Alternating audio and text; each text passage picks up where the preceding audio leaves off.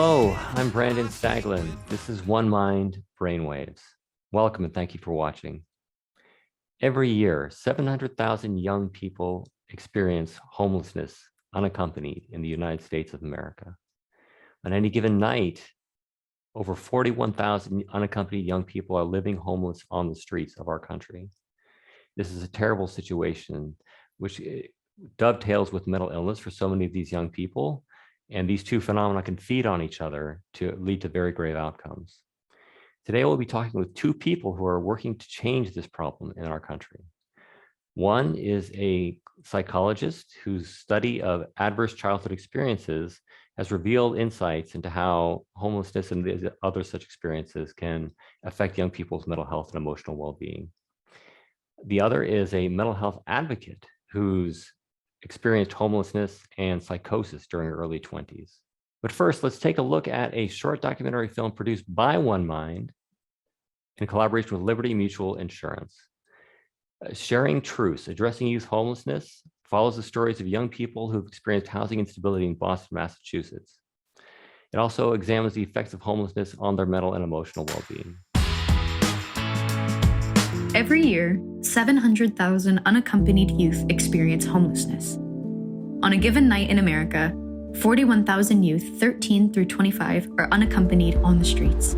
Our young folks coming out, being real about what's going on in their lives. Homelessness is no joke. People think, oh, you're on drugs, you're an alcoholic, but I didn't become that until I became homeless. The problem of youth homelessness can be solved. With ongoing mental health services and housing support, formerly homeless youth can overcome the challenges of the past to build productive lives. And no matter how many times I go back over it, no matter how many problems I deal with, it's a blessing to be able to come home every night to a place I can call my home.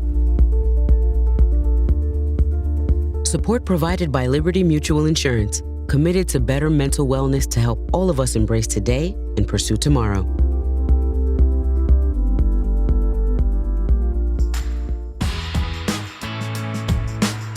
Okay, joining me now is Bethany Yeiser, author of Mind Estranged, My Journey from Schizophrenia and Homelessness to Recovery.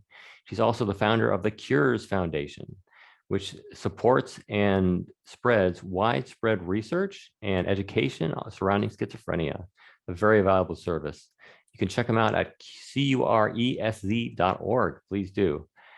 Bethany, thank you for joining us today. I'm sorry you won't be performing music like you did last time on Brainwaves, but your musical voice will grace us all with your presence. Thank you, Bethany. I'm happy to be here, Brandon. Thank you for having me. You're welcome. Glad to see you again. So viewers, we want to hear from you too. If you have any questions or comments you'd like to post in the chat, please do that at any time. And if you have any people that you'd like to share this webcast with, please share the insights we're revealing today with those people. Thank you.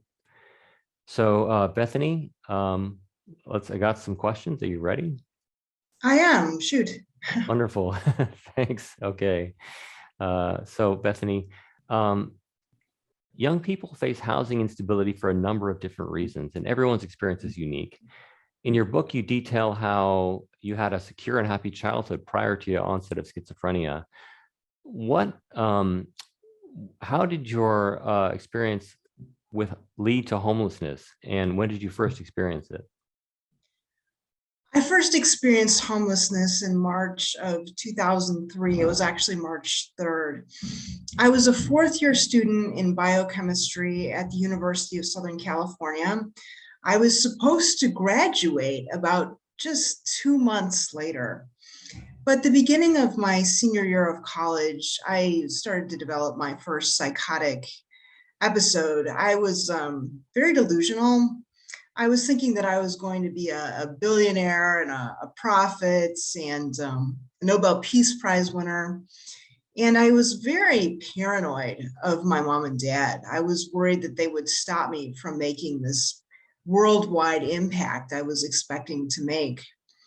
And I was so delusional and so confused that all of a sudden, even my best efforts were producing failing grades. I mean, I had been an honor student. I had done research. I had been concertmaster of their community orchestra. And I refused all contact with my parents. I told myself that I didn't need the college degree anymore. It didn't matter. I didn't realize that my best efforts were truly producing failing grades. So this went on for a few months. And then in March, again on the 3rd of 2003, I actually had a dream that my parents came to Southern California and they were trying to force me to go back to school or work a regular job. My parents are wonderful, patient, and kind people. You know, it was just a dream. But I still got up that day and decided that I needed to move out of the dormitory immediately. And I stayed with a couple families over a couple weeks. And then my safety net became the USC library. I still had a valid student ID. And I just slipped through the cracks. I was sleeping in that library almost every night. Wow, that must have been all the uncertainty around. Was there uncertainty that you experienced during that time around where you would sleep? You know, thinking about, would people find you? Did they let you sleep there even if they knew you were there?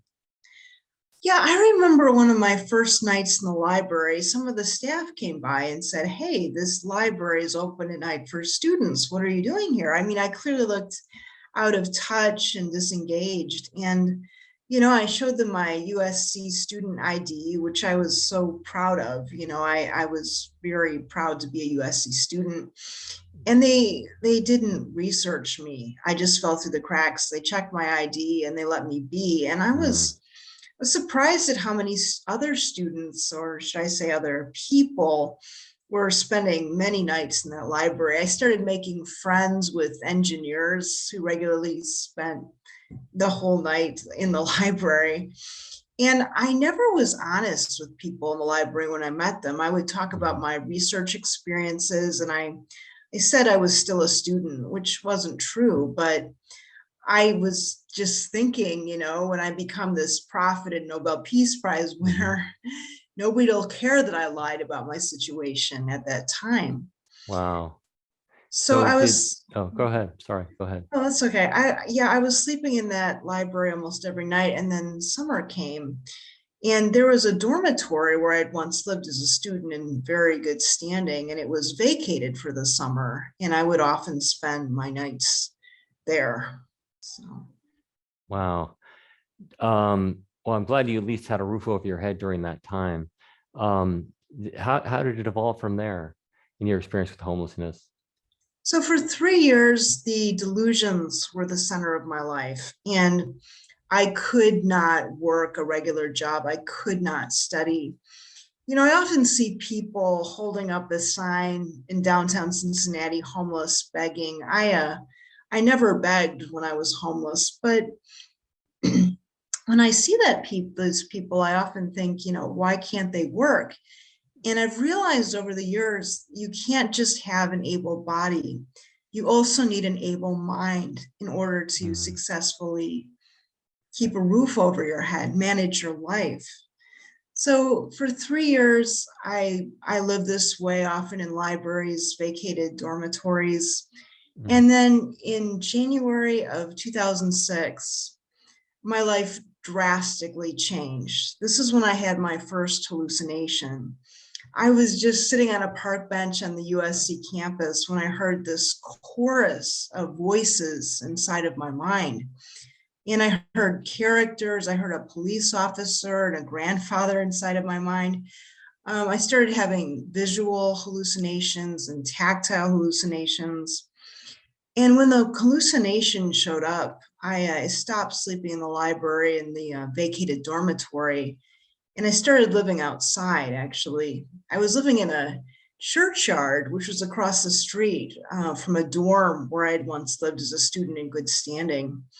And I would spend 13 months living outside before I was picked up by police for screaming back at the voices one morning in 2007. Wow. So it sounds like you were having a lot of anxiety and fear during that time, perhaps due to the voices and hallucinations you were experiencing. At least that's something I would feel at that time, if I had those things. In the film, we just saw a clip of, we see the effects of trauma and disruption can last a long time when somebody's been homeless for a long time. Do you think that your experience with homelessness exacerbated your schizophrenia and your psychosis that you had? And what are some of the effects that homelessness can have on young people's mental health? Homelessness made my psychosis much worse. I was, for one, very isolated. People with severe mental illness need social support probably more than anyone else. And, homeless, I didn't have my family. I didn't have my network of friends. I stopped going to my church. And the friends I did have were very peripheral. They didn't really know me very well. They didn't know what was going on in my life. So, when the hallucinations came, I became even more isolated as I was living outside. And my hallucinations were like my best friend at the time. And they would change a lot. Sometimes they were very negative and derogatory, and other times they were thrilling and positive. But, I became homeless in the first place because of psychosis. And then that homelessness did make the psychosis worse. So it was a continual cycle. Yeah, gosh, that sounds hard. What have you learned through your challenges with schizophrenia and homelessness and ultimately recovery that you use now in your advocacy to help others with schizophrenia? I have learned that there is hope. When I was picked up by police and taken to a psych ward where I was diagnosed with schizophrenia in March of 2007, my first doctor, after only 48 hours, determined that I was permanently and totally disabled, that basically this was the end of my life.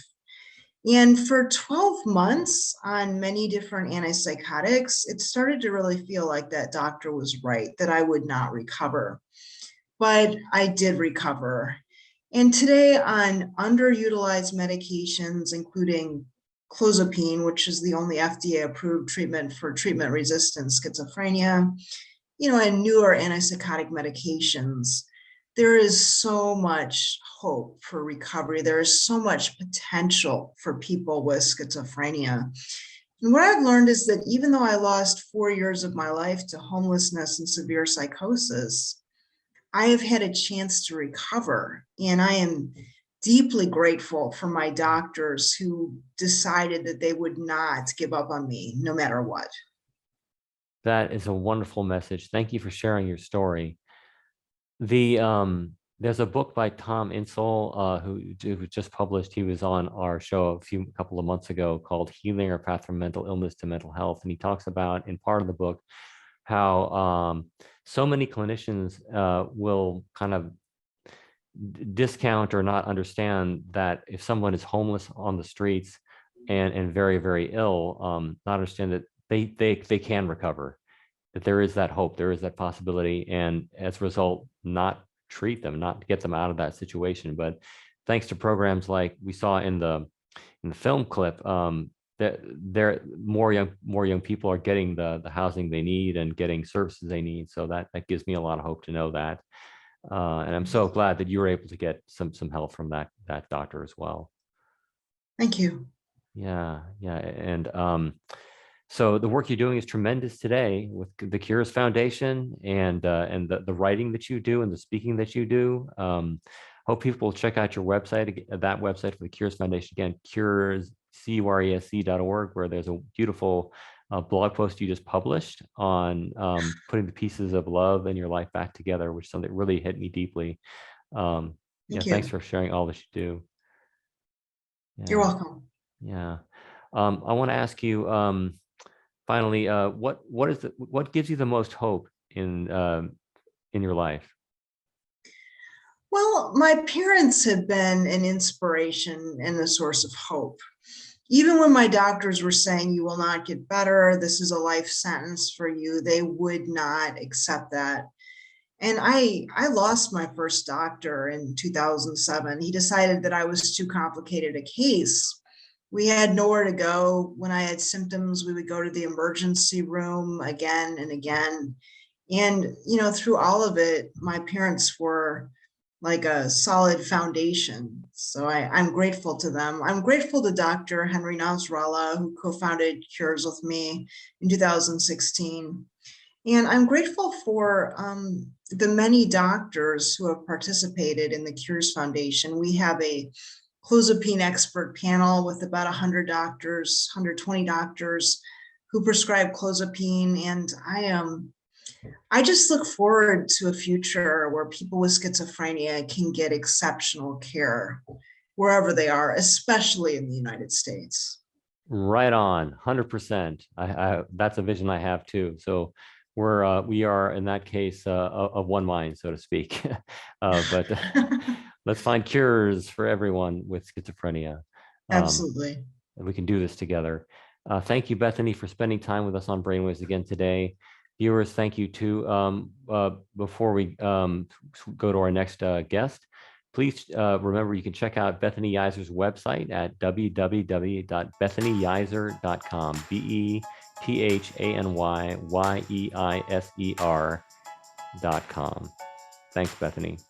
Thank you. Our next guest is a clinical psychologist and a professor at University of California, Santa Barbara.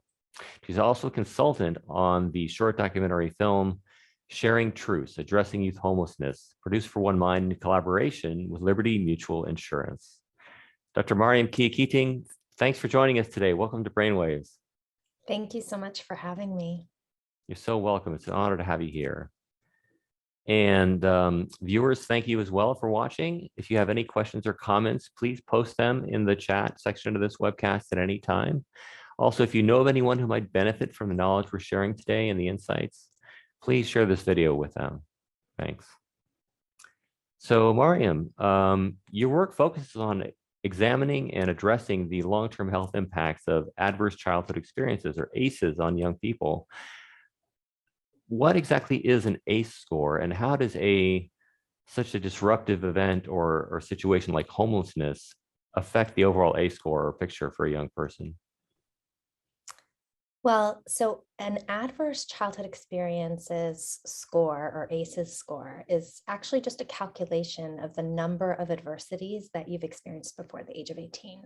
So one of the main things about it is that it has tremendous predictive power in populations. So we have a lot of scientific research that has shown that each of the adversities that you experience increases your odds of chronic health conditions and diseases, mental health included in that, and ultimately leading to the top causes of death and early mortality.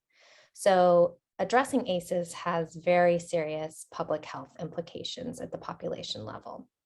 So if we look, for example, at the evidence more closely, we find that people with 4 or more ACEs, or adversities, that they've experienced prior to the age of 18, compared to those who had no ACEs, are 2 to 5 times as likely to develop outcomes such as depression or substance use or suicidality, and also numerous chronic health conditions. So you could think of things like diabetes, cancer, cardiovascular, and respiratory diseases.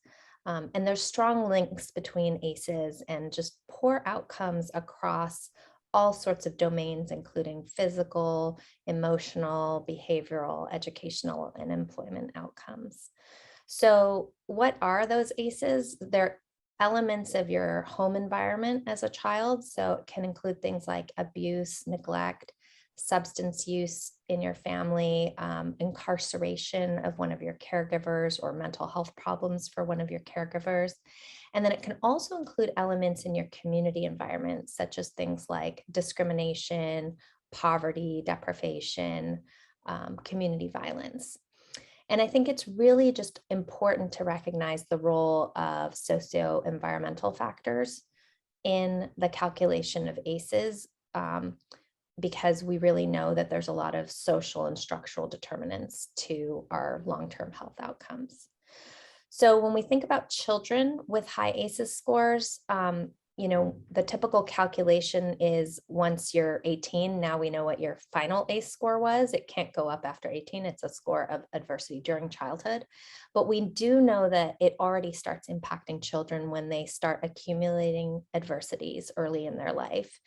It's predictive of anxiety and depression, developmental delays, academic challenges, and all sorts of behavioral health and health issues. And so when we think about homelessness, what we see in the findings when we look at bigger samples, nationally representative samples, we can see that ACEs are overrepresented in homeless populations. There's a high level of abuse, neglect, and general household dysfunction in their childhoods, and a high percentage of childhood sexual abuse. And I think it's just an element that we need to consider for what are some of the factors that are impacting homelessness, but that also homelessness adds to those ACEs scores because the number of ACEs can go up for children and youth who are homeless. So the stressors kind of compound on each other. That makes sense, because when someone doesn't have a home, a safe place to live, then they're at the subject to the dangers that are on the streets, and anything could happen to them if they're unaccompanied, especially. So yeah, I can see how that can have a profound effect on a young person's long-term mental health and emotional and even physical health. But curious, while each lived experience is unique, what are some of the reasons a young person might find themselves living unaccompanied on the streets? And how does homelessness and housing insecurity and mental health intertwine? You touched on that a little, but can you expand, please? Sure, absolutely. So I think one really important point, and I started to sort of talk about this already in my description of ACEs, but we do need to really recognize that the drivers of homelessness are mainly structural and systemic rather than a result of individuals' agency. And so I think that in really recognizing and acknowledging the structural causes, then we can turn our interventions to focusing on structural solutions, right? And systemic solutions. So when we think about kind of the reasons why young people end up on the streets, of course, we have to consider that many families are experiencing housing insecurity or homelessness, and that's associated with a lot of different stressors in families, including obviously poverty, but also perhaps poor family functioning or instability in the family. This then has that compounding effect of, not having access to educational or healthcare resources in a consistent manner to help maintain and support a child's development. The other piece that we need to consider is that for young people that end up on the streets, that sexual minority youth are overrepresented among homeless youth. And so that's a really important element to note in terms of a population that is being affected by homelessness. And this group is, of course, more at risk for victimization, mental health problems, and substance use compared to sexual minority youth who are still housed. So you asked about how homelessness is intertwined with mental health. So we know, obviously, homelessness for children is intertwined with poverty, and children who live below the poverty line are much more likely to experience a greater number of adversities, so ACEs. And then of course, I just talked about how those ACEs lead to these long-term health and mental health problems and ultimately early mortality. So it all is connected across the lifespan. The other really important element, I think, of mental health that we can't neglect to address for children is that children experiencing homelessness often have caregivers who have untreated mental health problems and perhaps substance use issues, And also there's an increased chance that one of the parents is incarcerated. So these are all additional adversities on the ACEs score list. And so when we think about the kinds of other threats to a child's safety and well-being during childhood, we really have to consider the functioning of their caregivers, because that can, on the other side of it, play a really big role as a protective factor or a buffer to some of the adversities that they might be experiencing. Yeah, that does make sense.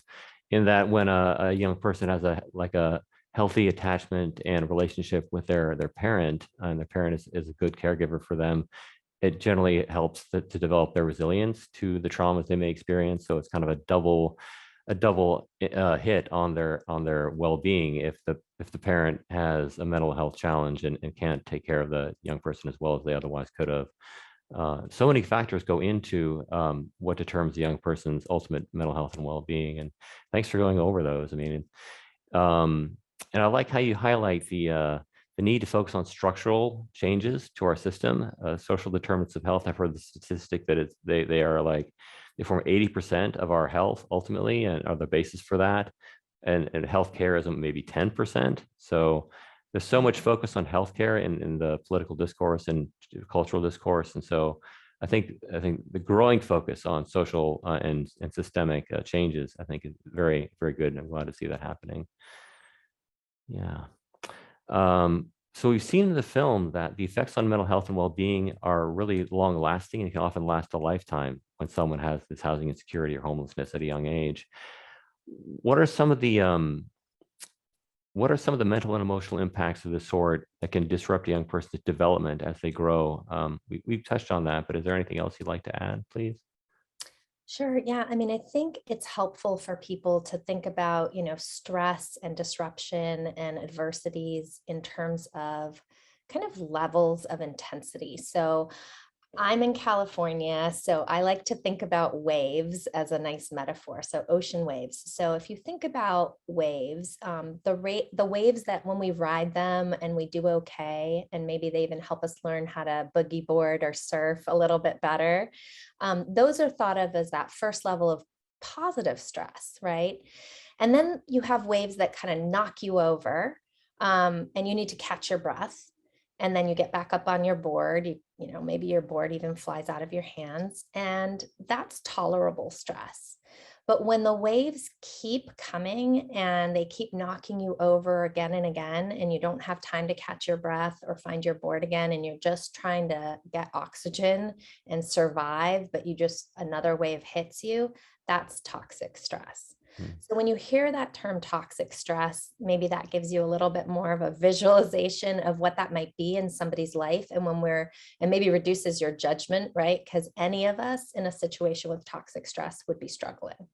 So toxic stress is that prolonged activation of our stress response systems. And it's also thought of in the absence of protective relationships or buffers that might help us sustain us when the waves are beating us down, right? So there's no rescue coming. There's no lifeguard on duty or somebody who's just helping you learn how to get back up on your board. But when we think about toxic stress and at that physiological level, it's important to recognize that the reason why we have these short and long-term effects to neurodevelopment is that if your body is then in that prolonged activation of your stress response system, it's really depleting you, right? And you can't be in a constant fight or flight response, perpetually. So it's going to have a ripple effect on your physiological state, your blood pressure, inflammatory proteins, and that has far-reaching effects on your brain, your heart, your lungs, your organ systems. So when we think about it physiologically, there's that element, but it's also impacting kind of your sense of the world, right? As a place that's safe, or relationships as a place that you can go for support and trust. And when that is disrupted, that's then leading to further problems for somebody who doesn't feel like they can seek help or that there is that help out there. They're just feeling like they're in constant danger. And so then that leads, and it has that compounding effect, it leads to somebody who is going to become more isolated and disconnected from the resources that could help them get back on track. So those are the kinds of ways that we can think about how trauma could lead to sort of a downward spiral for somebody who doesn't get the support that they need. Yeah, it's like a vicious cycle that spirals and gets worse and worse. Wow. And I think it can lead, kind of as you may have been alluding to a lack of trust in the system to help them when they get worse and worse. Because if their trust in the world as something that is a safe place is not there, then the system is a large part of the world. And so if that's not there to help them, if they can't help them, then if they don't think it can help them, then they won't access the care or the help they need. So that's kind of part of stigma, that lack of trust. What about the role of stigma overall? How does stigma contribute to the trauma? Yeah, so stigma is critical because it's another factor in creating a barrier to accessing resources and support. So again, oftentimes I think we place responsibility on individuals more so than those structural or systemic factors. And so we design interventions that are attempting to reduce stigma within people so that they're more willing to go towards traditional services. But I think something we need to consider is how to address stigma, offering options in a systemic or structural way that are outside maybe a traditional office setting and are more organically available within someone's day-to-day experience. So are we able to, create and strengthen peer networks or train providers who can give services that create a bridge? So maybe within a health center or food bank or educational system where people might be more organically part of those systems and connected to those systems, and then can also receive care around that's coming from a trauma-informed space, but also care around some of the mental health issues.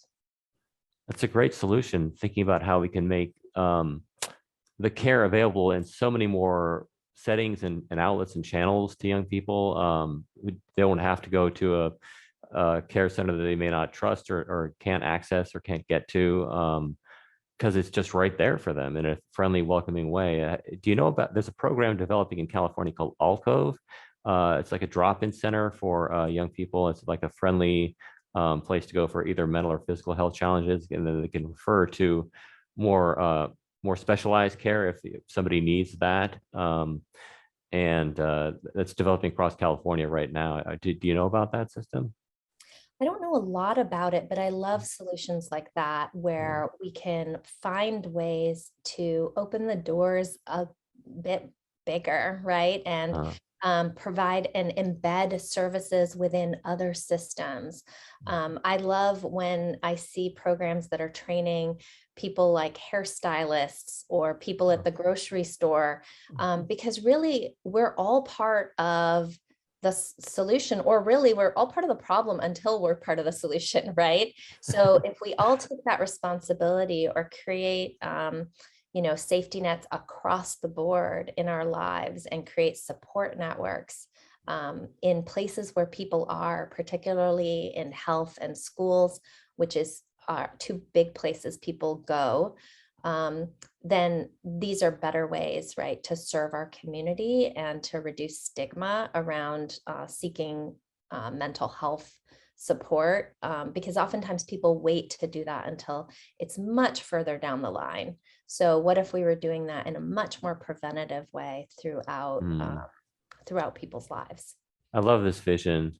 Could networks like that form a protective factor? Like, for example, is there to build resilience in young people growing up in challenging situations, are there certain protective factors in individuals or populations, or just that we could put in place in our society around them that could help mitigate the effects of the trauma and stress that they experience with housing insecurity?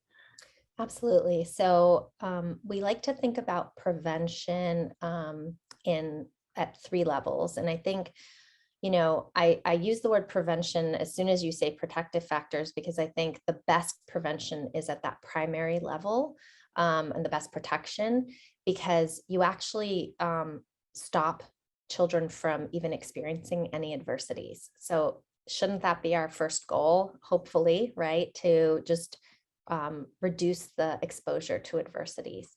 So of course that's challenging. We're all probably at this point feel like we've all been exposed to some adversity or another. So at that secondary level, you can work to reduce the number of adversities, right? So, and add those protective factors in so that across the board, you're really trying to make sure that children have access to elements that meet their basic needs and that their caregivers are prepared and supportive.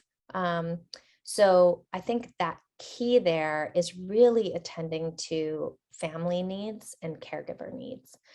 So the more that you do to help parents be prepared to be parents, there's no license to get ahead of time. There's no driver's license for parenting. And I think no one is above learning something more about how to parent better. Anybody who's a parent is struggling and has questions. And so providing those supports early on during pregnancy, early in a baby's life, the sooner the better to providing those parenting skills. And programs that provide that kind of parenting support have really good evidence of positive outcomes down the line. So anything you can do throughout that, a child's life to help support parent mental health, reduce parent stress, and help them increase family connection and communication, the better. And then I think the other step is to go beyond the family. Families are really critical because that's where a child is. But then the second place a child spends a lot of time is in schools. So creating resources and supports in a school environment are really important. And resilience research has shown the importance of just having one caring adult in your life and what a difference that can make. And so if you're not finding that in your home, that's okay. It can often be a teacher or a counselor or a neighbor or somebody who really cares about that child and looks out for that child. So a school environment is another place to really put in some of those resilience and protective factors. And then really at a systemic, even bigger systemic or societal level, providing opportunities for people who are struggling or who haven't had open doors for them. So opportunities for success, education, job training, participation, making sure that people's rights and protection are attended to. These are also really important elements of response. Fantastic. It gives me a lot of hope to hear about all these things that can be done to help people who are struggling at an early age, and to know there are programs that are starting to do this more throughout our society. And I hope to support more of those as we go forward. Maryam, thank you so much for sharing your insights with us today. They've been so valuable. I've learned a lot from you, and I'm sure our viewers have too. Thanks so much for being with us today. Thank you for having me. You're welcome. Viewers, thank you as well. Remember, you can always check out all of our past Brainwaves episodes at onemind.org/brainwaves. Also, please, if you have a chance, check out the entirety of the short film Sharing Truths Addressing Youth Homelessness at onemind.org. And hope to see you next time on Brainwaves. Have a wonderful day. And remember, what is a brain good for? Making waves, of course. We can do this together. Thank you. See you next time on Brainwaves. Bye-bye. Most of the time, I just want to lay in bed. I don't want to talk to people. Mental illness is the world's leading cause of disability. And right now, our mental health is being put to the test. Who is leading the discoveries to provide quality mental health care from the lab to the front lines? We are One Mind, accelerating brain health for all. Help us fund new treatments at onemind.org.